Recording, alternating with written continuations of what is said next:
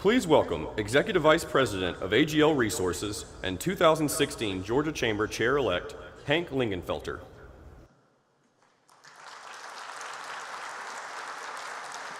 Good morning. It's a great pleasure to be here, and it's my great honor to introduce the Lieutenant Governor of Georgia for you today.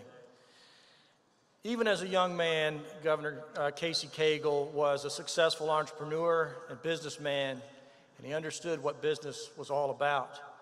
But he knew he could do more, and so he decided to run for the state senate in 1994.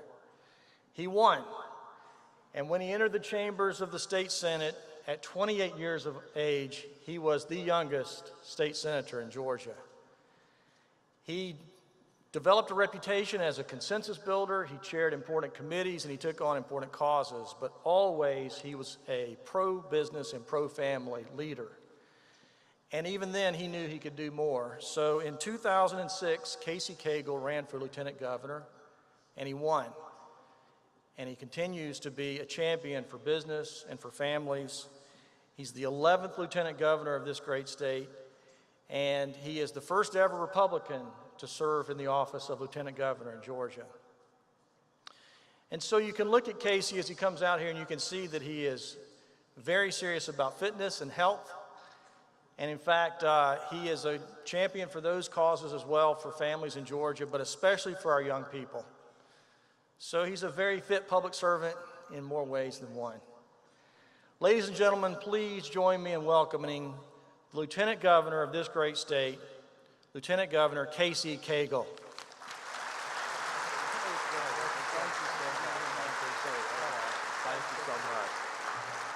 Wow. Well, thank you. Thank you very much, Hank. That was an awfully kind introduction. I certainly appreciate everything you do, as well as AGL, for our great state. I also want to say a special thank you to the Georgia Chamber and Chris Clark, along with Paul Bowers, and so many of you here today. Celebrating 100 years is no small feat. But also, let me just say what an honor it is to share the stage today with Speaker Ralston and Governor Deal. Both of them are men I am proud to serve with and honored, very honored to call friends. This is a great week for Georgia. As I said at yesterday's inaugural ceremony, there is much for us to celebrate as a state. Georgia is recognized as the top place in the country to do business, home of the world's busiest airport, one of the fastest growing ports, and the headquarters of many of the world's leading companies. We stand as the envy of the nation. With last week's news, we certainly stand as the envy of New Jersey, I can assure you.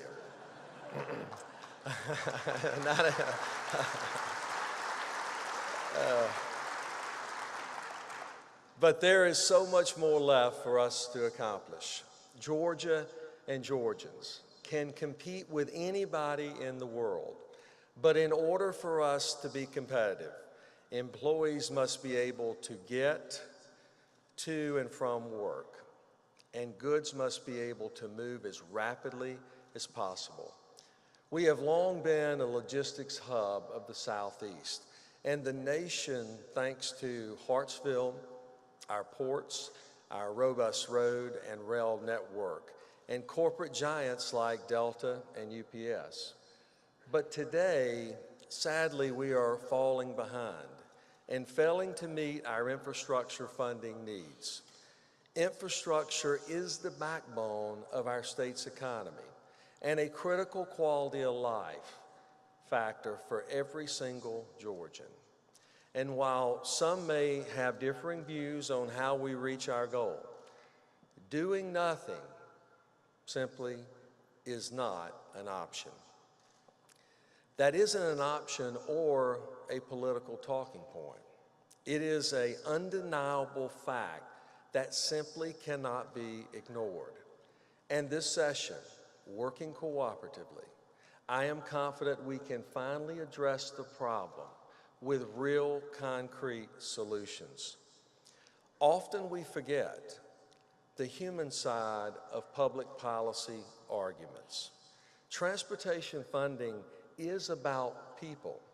It's about the people that are making Kias in Troup County and the need to ship those automobiles to the entire world.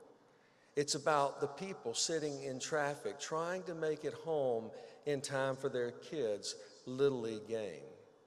It's about communities that will prosper because of economic development when we finally provide real congestion relief and improve our major corridors.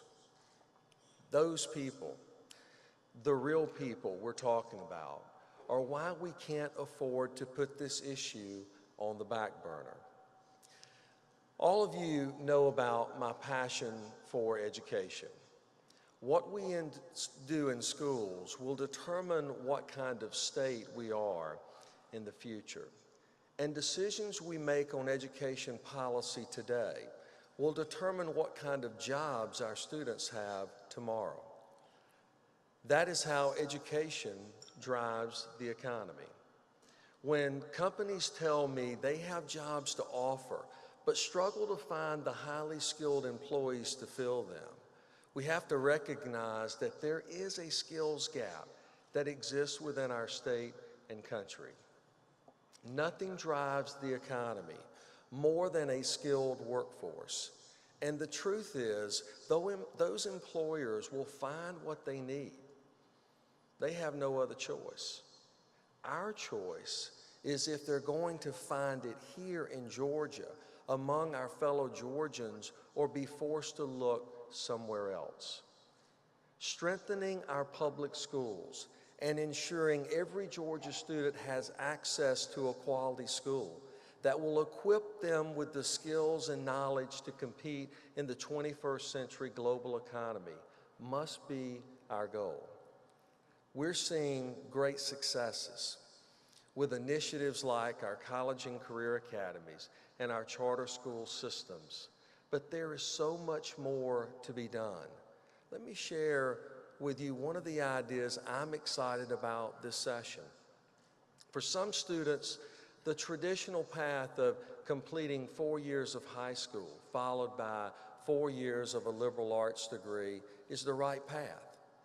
But for some students, we need to offer another alternative. We've made tremendous progress on dual enrollment initiatives, real progress that is working. But this year, I'm hoping we can put the capstone on this progress with passage of Senate Bill 2.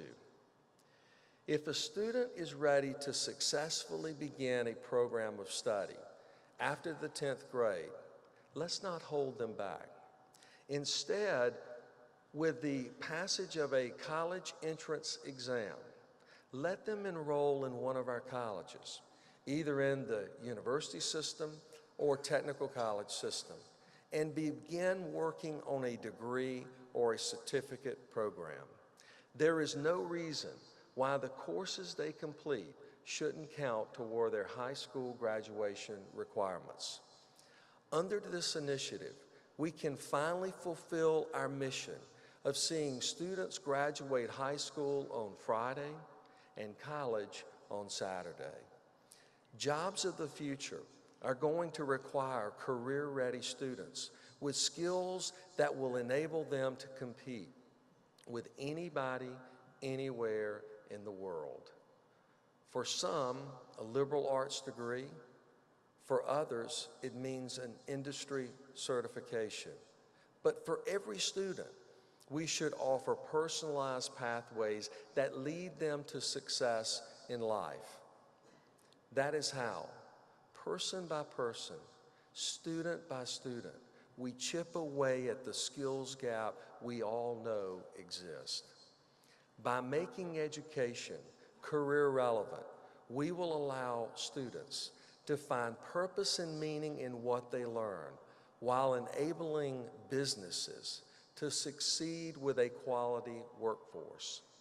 When we provide quality educational programs that directly lead to good-paying jobs, kids will be fighting to get into school instead of fighting to get out.